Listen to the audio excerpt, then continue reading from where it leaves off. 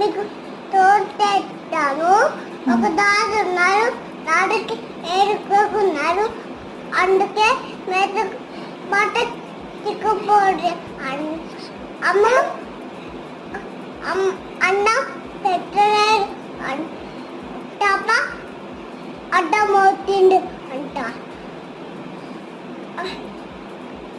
అయితే చేప అడ్డం వస్తే ఎంటలేదు అంట. ఎందుకు ఎందుకు ఎద్దలేదు చేప అంటే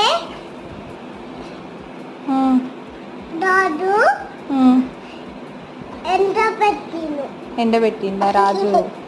ఓకే, తర్వాత అందుకే పాప ఏడిస్తుంది. పాప ఏడ్చిందా? పాప ఎందుకు ఏడ్చింది? దోమ కుట్టిందా పాపకి? ఏడు చేపల కథలో పాపకి దోమ కుడుతుందా చీమ కుడుతుందా?